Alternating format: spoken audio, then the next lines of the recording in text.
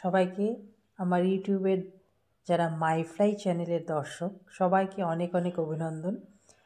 এখন খুব একটা আমি ভিডিও বানাচ্ছি না, কারণ সময় আমার নেই, আর প্লাস একটু গলাটাও বসা, কথা বলতে গেলে ফট করে কাশি উঠে যাচ্ছে। প্রচণ্ড ধুলো, আর এখানে এখন কুয়াশা পড়ে রাত্রির দিকে, মানে একদম সাদা হয়ে থাকে। যদিও গুয়াহাটিতে সেই রকম মারাত্মক ঠান্ডা এখনও পড়েনি, গুয়াহাটি ছাড়া আসামের অন্যান্য জায়গায় শুনেছি মারাত্মক ঠান্ডা পড়েছে। আজকে না অনেক সবজি কেটেছি, জানি না কালকে সকালে উঠতে ইচ্ছা করবে কিনা। উঠলে সবগুলো রান্না করব, যদি না উঠি অল্প অল্প রান্না করে ঠেকা দেব কোনো মতো। আজকে ভয়ঙ্কর টিফিনটা বানিয়েছিলাম, তো এরকম টিফিন সাধারণত বানাই না, খুব আলস্য লাগছিল অ্যাকচুয়ালি, সেই জন্য। রোজ রাত্রিরে ভাবি আজকে নেল পালিশ লাগাবই, সেই ভাতটা খাওয়ার পর এনার্জি আর মনের সঙ্গে একটা যুদ্ধ চলতে থাকে। সেটা নেল পালিশটা 1 মাস 2 মাস যাওয়ার পর যখন অটোমেটিক নখ পুরো খালি হয়ে যায়, তখন আর বোঝা যায় না যে আমি কোনোদিনও নেল পালিশ লাগিয়েছিলাম। নইলে বোঝা যায় যে আমারও শখ আছে একটু একটু নেল পালিশ লাগাই। এরকম কারা আছো, অনেকেই আছো আমি জানি, আমি অনেককে দেখি এই অবস্থা, দুরবস্থা আমাদের, তো আমিও সেই দলের। কিন্তু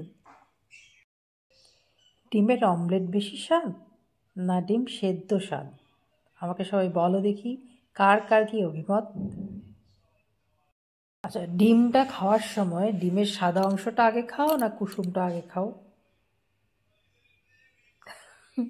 আমি কিন্তু সাদাটা আগে খাই, কুসুমটা রেখে দিই পুরোপুরি সুন্দরভাবে, সবার লাস্টে সেটার মধ্যে একটু নুন লাগিয়ে তারপর ডিম সিদ্ধ কুসুমটা খাই। আমার চুলটা দেখে মনে হচ্ছে না আমি সারাদিনে চুল আঁচড়াইনি? আমি দিনে কষ্টে মষ্টে একবারই চুল আঁচড়াই, খুব আলস্য। ছোটোবেলায় একবার আমার একটা লাল রঙের চিরুনি ছিল, খুব পছন্দের, তখন স্কুলে পড়ি। তো ছোটোবেলা তো সবাই আবার তেল টেল দিয়ে খুব ভালো বাধ্য মেয়ে হয়ে থাকতে লাগতো। তো একদিন দাদা বলেছে, তুই যদি আমি আসার পর দেখি চুল না আঁচড়াস বিপদ আছে।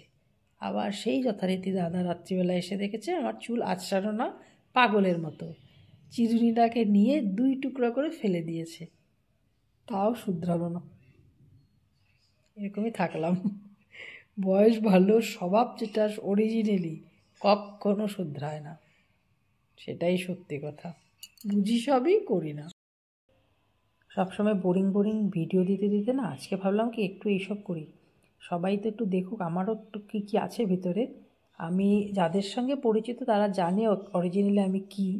তো অনেকে বলে আমি ভিডিও বানানোর সময় খুব সিরিয়াস থাকি, আমি অরিজিনালি মানুষটা কাজের সময় সিরিয়াস, আদারওয়াইজ প্রচণ্ড যত বয়স বাড়ছে বাঁদরনি হচ্ছি, বান্দরনি আমাদের ভাষায় যেটাকে বলে বান্দরনি, দুষ্টামি টুষ্টামি সব দিনে দিনে বাড়ছে। তো এই যে ভিডিও টিডিও বানাচ্ছি আমি কিন্তু মনে করছি সবার সাথে সামনে বসে কথা বলছি। তো এইভাবেই কিন্তু আমি আমার মনের মধ্যে যা আসছে আমি আজকে তাই করছি, কোনো সিরিয়াস ভিডিও না, সবাই কিন্তু এনজয় করবে এগুলো জিনিস।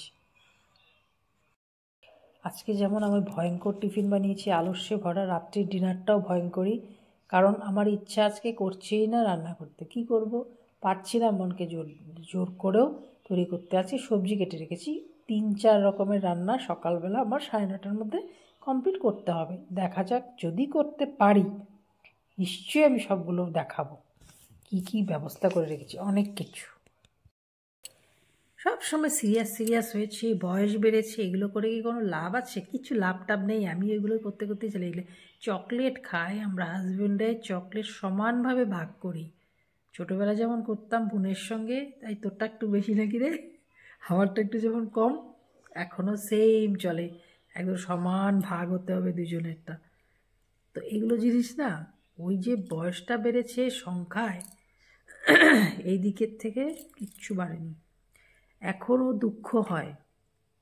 জানুয়ারি এই যে 2025 আসছে, 2025-এ ক্যালেন্ডারটা দেখে ফার্স্ট কাজ হলো 26 জানুয়ারি রোববার পড়লো কিনা, দেখেই খুব মনটা খারাপ, ঠাস করে বুকের ভিতরে একটা ব্যথা সৃষ্টি হলো।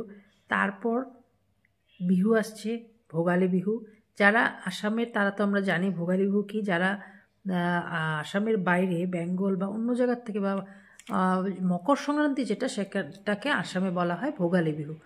তো এই ভোগালী বিহুতে আমরা 2 দিন ছুটি পাই, খুব ঠান্ডা ঠান্ডার মধ্যে খুব ছুটিটা খুবই এনজয় করি। সেটা যদি রবিবার পড়ে কী যে দুঃখ, কী যে দুঃখ। তারপরে আসবে হোলি। হোলির সময় মানে দোল পূর্ণিমা, দোল পূর্ণিমাটাও আমরা দেখে নিই, রোববারটা পড়েনি তো।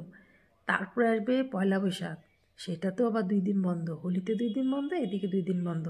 হোলিতে বোধহয় এবার আমরা 3 দিন বন্ধ পাবো মনে হচ্ছে, আমি ভুলে গেছি, যদিও কালকে দেখে একটু ফুর্তি ফুর্তি লাগছিল। আর দুর্গাপূজার সময়ও যদি রবিবার একটা পড়ে তাও 3 দিন পাওয়া যায়, তো এতটা দুঃখটা কাটিয়ে ফেলতে পারি। কিন্তু 26 জানুয়ারি যদি একটা রবিবার পড়ে, ভীষণই কষ্ট, ভীষণই কষ্ট। কার কার এরকম কষ্ট মনের মধ্যে চলছে? দেখি আমার একটা ফোন আসছে।